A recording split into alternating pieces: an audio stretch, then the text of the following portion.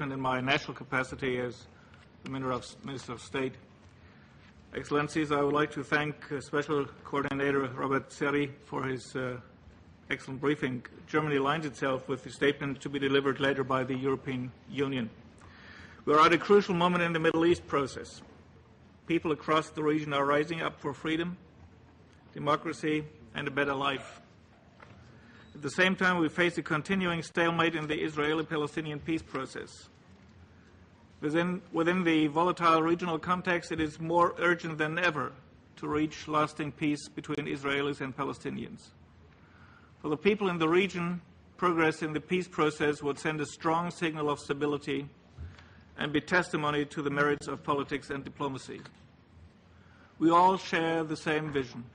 We want to see the State of Israel and the sovereign, independent, democratic, contiguous and viable State of Palestine living side by side in peace and security.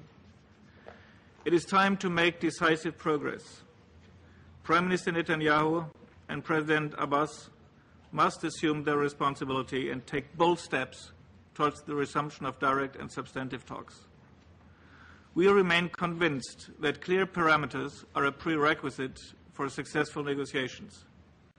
President Obama set out a balanced approach in his speech on May 19th.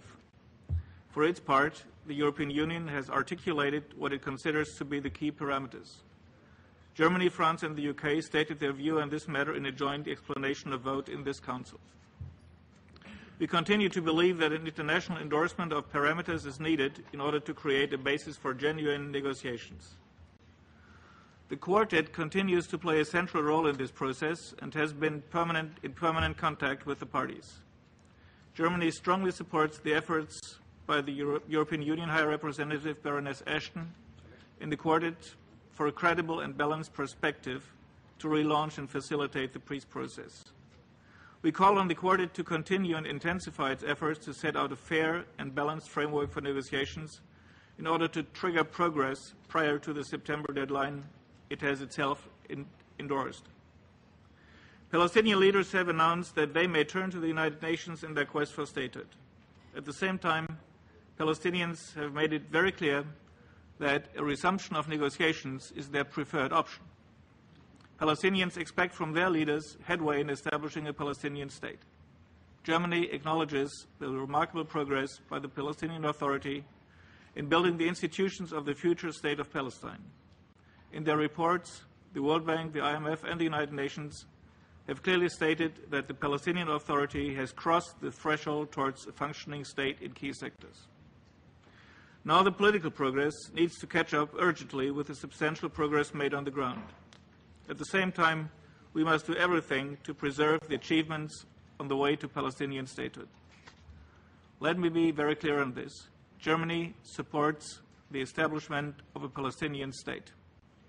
As a matter of course, such a state will become a member of the United Nations. Progress in this direction is a matter of urgency. Palestinians and Israelis have been waiting for too long to see the conflict end. But there is no viable or acceptable alternative to negotiations. Only negotiations will end the occupation and can provide a solution to the core issues. Any action that is not conducive to a comprehensive solution and that could undermine trust between the parties should therefore be avoided. We are deeply concerned that failure to provide a credible political horizon for real progress towards a two-state solution could lead to serious consequences. Germany remains deeply concerned about continued settlement construction in the Palestinian territories and in East Jerusalem, new construction plans and recent land confiscation in the West Bank, the first since 2008. In this Council, Germany, together with France and Britain, has made its position on settlements very clear. They are illegal under international law, an obstacle to peace, and constitute a threat to a two-state solution. All settlement activity, including in East Jerusalem, should therefore cease immediately. All members of the Council are in agreement that continued settlement activity constitutes a major obstacle to the achievement of a just, lasting and comprehensive peace.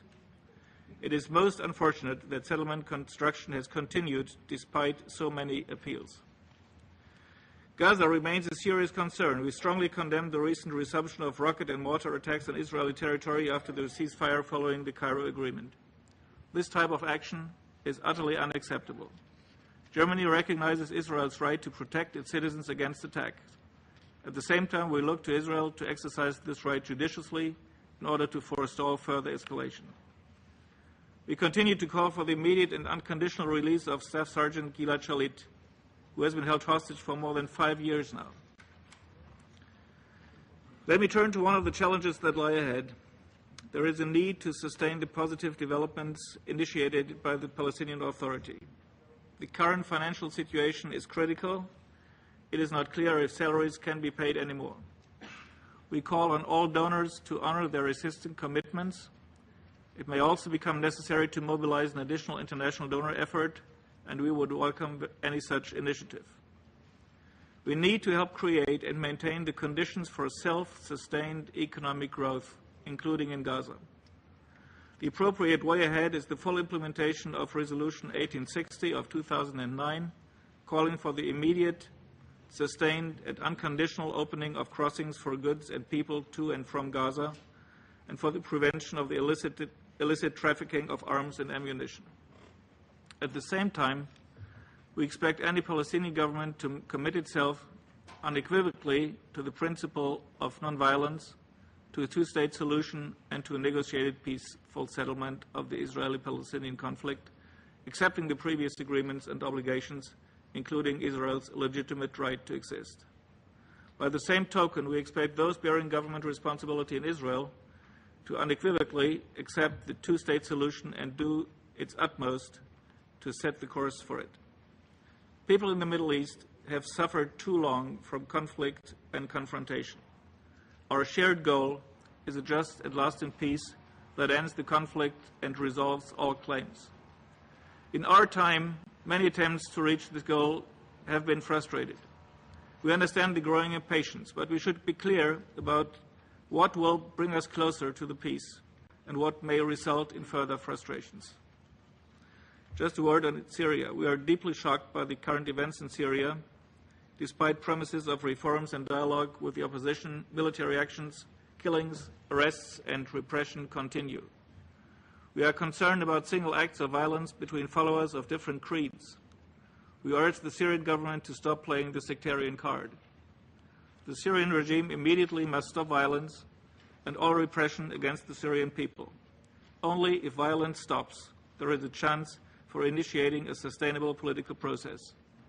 Transition towards a new Syria must be based on full political participation of all its citizens and commitment to the protection and promotion of human rights.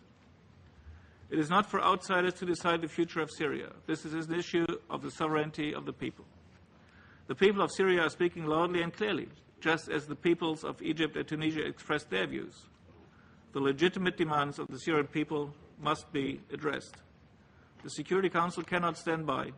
It is our firm belief that a strong signal by the Security Council condemning the ongoing violence and repression of the Syrian people is of utmost importance. The Security Council has to assume its responsibility. Excellencies, I now resume my function as President of the Council.